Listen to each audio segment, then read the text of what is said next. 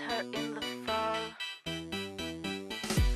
He took her to a movie,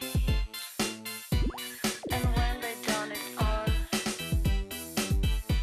he took her to... Hello and welcome to the Fabulous Picture Show. I'm Amanda Palmer, and this week we're joined by political pranksters and filmmakers, the Yes Men. We'll learn their real names later as we screen their cheeky new documentary, The Yes Men Fix the World. The Yes Men uncover corporate skeletons through interpretive dance. But do these men always say yes? This is the best way to do it. No. Also on the show, director Michael Haneke has always shown the dark side of humanity. Du hast das getan, was ich in der Arme geknabbert habe. But has he found a new direction?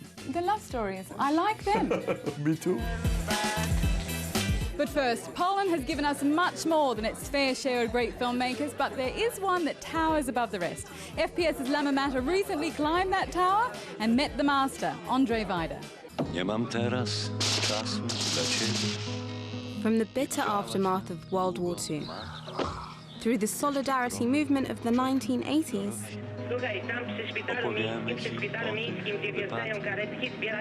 to stories that can only now be told.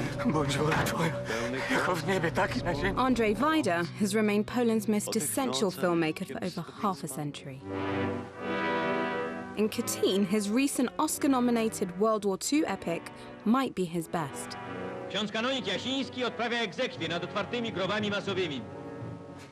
It revisits the massacre by Stalin's troops of more than 20,000 Polish officers and intelligentsia. A war crime they blamed on the Nazis. Циничной деловитостью совершили немцы это массовое убийство. Until the truth emerged 50 years later. Amongst the victims, Wajda's father. How draining is it emotionally to work on a project for so many months when it's so personal to you? I've been making films for the last 50 years, and in all my films, my personal emotions are involved. Pan tu przyszedł, żeby mi powiedzieć, że mój mąż nie żyje, tak? To mi pan chce powiedzieć, że Andrzej nie żyje, tak? If the director is not really involved in what he's doing in his films, then it all stays really, really cool, and the audience can't really follow and can't really remember such a film. Wajda has followed the epic scale of Katyn with Tatarak, a portrait of one woman's loss. Niech pan siedzi. Niech pan siedzi, ja też usiądę. After such a big story, did you personally go out to make a more intimate story, something about someone's grief? After Katyn, which is a very politically and socially important film, I was thinking of doing something different, something fresh. I thought that doing a film like Tatarak would give me and the audience a chance to experience something different. Czytam od początku. To najważniejsze. A film within a film, Tatarak follows Krystyna Janda's character Marta, a mother grieving the loss of her sons to World War II, suddenly distracted by a young protégé. Masz plecy całe w piasku. Otrzepię cię. Nie trzeba, tak się zaraz opłukę. This story is interwoven with a monologue by Janda, Guz 8 na 10 centymetrów. warning her late husband, Wajda's esteemed cinematographer, Edward Klaczynski. Pocałowałam go i poczułam na wargach, że stygnie. Tatarak wasn't just another emotional journey for Wajda. I tu przychodzi szaleć nasza młodzież. It also marked a reunion with Janda. Jest to chyba najbardziej... It is, I think, the most personal role in my career and the most personal story. Wajda last directed Janda 28 years ago when she co-starred with Solidarity leader Lech Wałęsa in the shockingly anti-Soviet Man of Iron. Ale ponieważ liczę, że to małżeństwo będzie demokratyczne, więc chciałem to demokratycznie. Współpraca z Andrzejem. Working with Andrzej is always such a surprise. I feel like I'm being launched into outer space.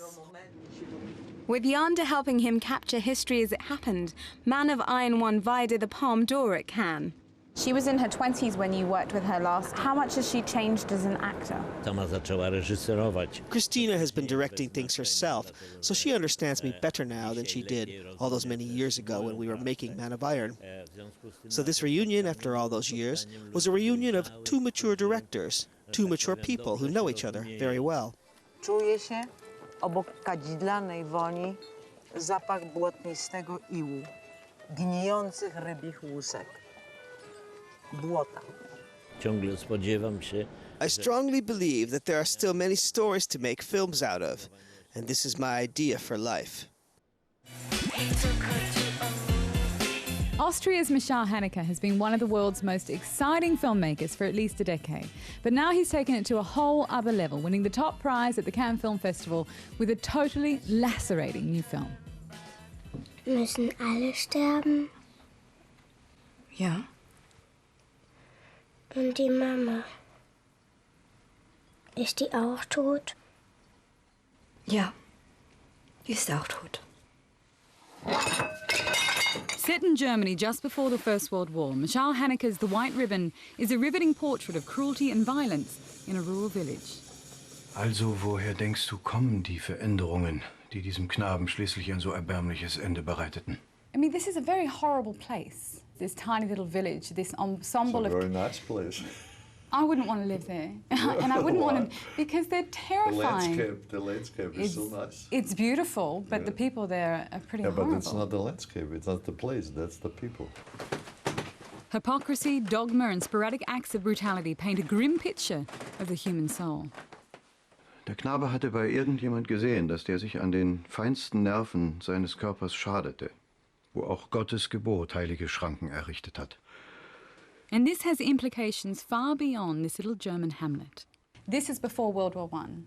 So the generation of these children are the same generation that took us into World War II. That's the generation which was 13, 14 and 15 at the time.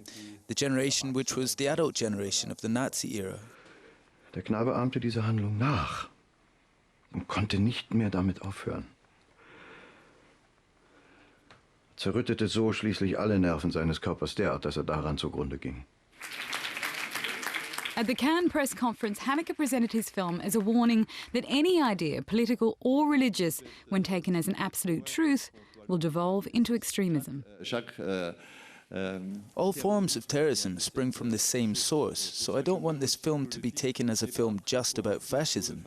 You have said throughout the festival, you said this is not just about Germany, that this is a universal comment.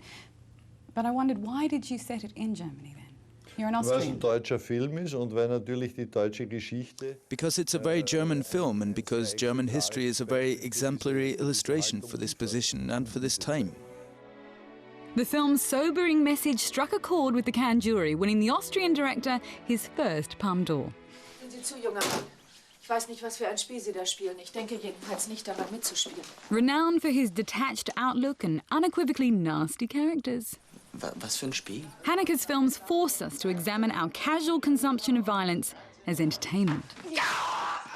Funny Games, which sees a middle-class family terrorised by unknown intruders, has the elements of a classic thriller. But when the villains turn their gaze in our direction, Haneke reminds us that we are in fact complicit in the horror unfolding. Sie wett mit uns, dass Sie morgen 9 noch leben, wir mit Ihnen, dass Sie tot sind, okay? Was meinen Sie? Denken Sie, Sie haben eine Chance zu gewinnen? The Piano Teacher is a startling portrait of lust and masochism, starring French icon Isabelle Huppert, as a repressed piano teacher who specialises in Schubert and self-mutilation. Once again using the thriller hook to reel in the audience, Haneke's widely admired Hidden Montrez-vous, espèce de lâche! Places a well-to-do Parisian family in the gaze of a secret camera. Comment j'ai fait pour pas le voir? Ce type, c'est un mystère. When they start to receive anonymous tapes and disturbing messages, long-buried misdeeds from husband Georges' childhood explode into present-day bloodshed. A theme strongly reprised in The White Ribbon. As again, returning to this, that it isn't just about Germany, but it certainly seems to be a very strong comment about becoming accustomed to violence in that generation. Well, those who are victims of violence are more prepared to commit violence. That's a known fact. Warum weinst du? Soll ich dir das Geständnis ersparen? Nicht wahr, du hast das getan, was jener arme Knabe tat. Ja. In part 2, we're screening The Yes Men Fix the World. I've got the Yes Men, though I don't know the names, so I'm not going to use your names, okay? Okay. But I want to tell them what you do. You are anti-globalization activists. Some call you renowned troublemakers, cruel, sick, all the rest. What are you? Cruel and sick, renowned troublemakers. I think we need a spanking. Yeah. Basically besides needing a spanking, we played tricks on people in order to humiliate them. Yeah, and for call doing bad attention to things. what they're doing in the world. I mean, they're destroying the world. There are people destroying the world. There are. So we wanted to hurt them. Yeah, what he said. All right.